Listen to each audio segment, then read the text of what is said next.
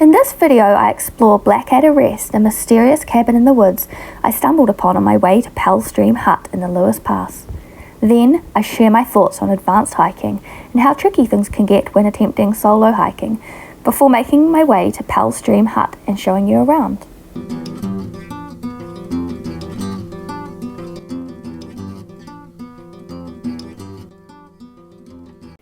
I was on the Lake Daniels track and I saw the turn off to Pell track, so I turned off down there, went to the bottom of the hill, bush bashed for a little bit and walked alongside the river, and then came to this clearing where I found this little place called Blackadder Rest, and I never even knew that it existed.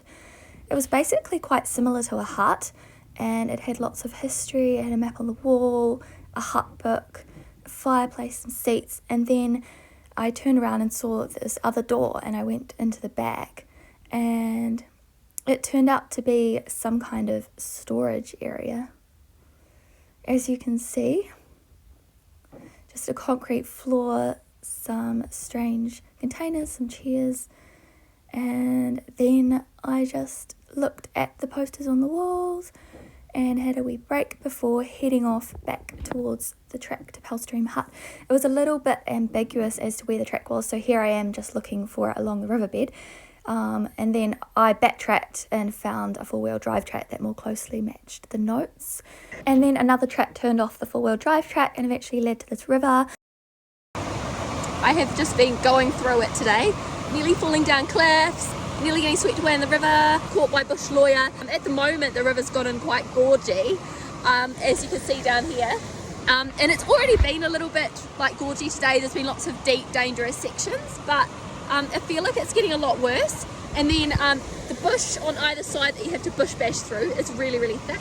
I just came down from over up there. I've also got like personal stuff going on, and it just sort of eats away at me, you know.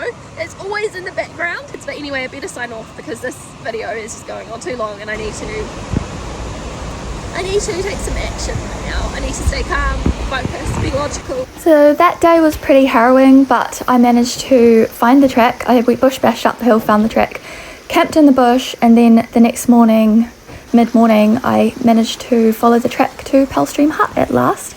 And then I had a lovely hut day. Hey guys, I'm at Pell Hut at the moment, which you can see behind me there. I arrived around 11 today after a very rough trip from just off the St. Daniel's track yesterday. Yeah, it was really, really tricky. Lots of bush bashing, and then last night I ended up camping on a mossy piece just back up the stream there. And then this morning decided to just carry on and bag the hut because I just thought, you know, since I come all this way I should make sure that I do bag the hut. But yeah, it was so freaky yesterday. I was definitely seriously considering pulling my locator beacon because I had a few near misses. It was such a hallelujah moment when I saw the hut.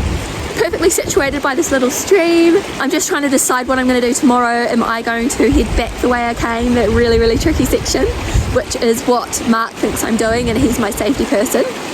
Or am I going to do what I read about some other people doing in the hut book and try and head over the Freiburg range to Cannibal Gorge?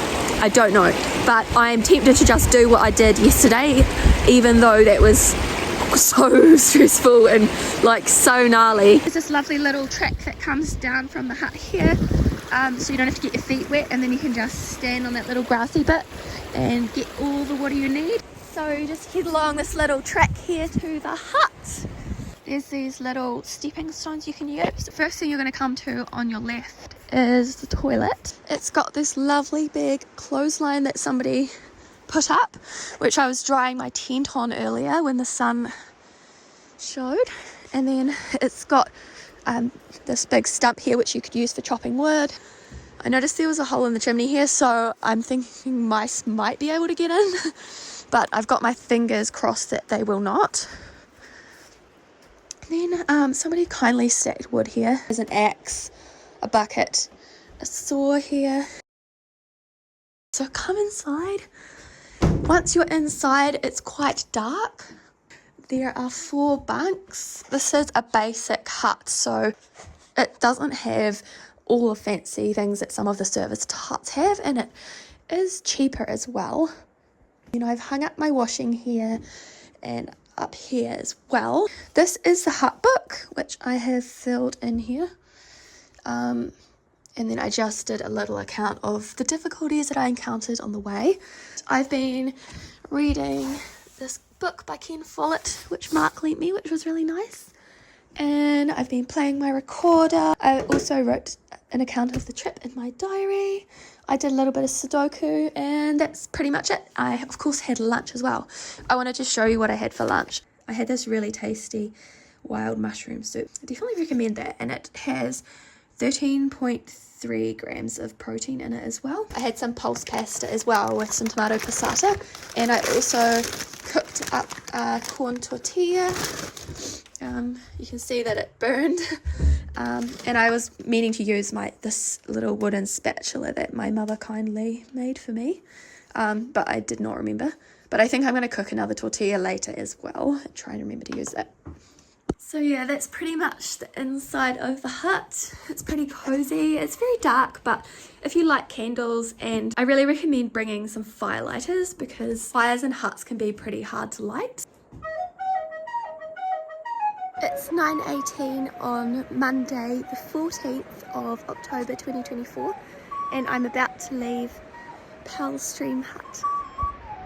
You can see snow up there, but right down here by the hut it's sunny.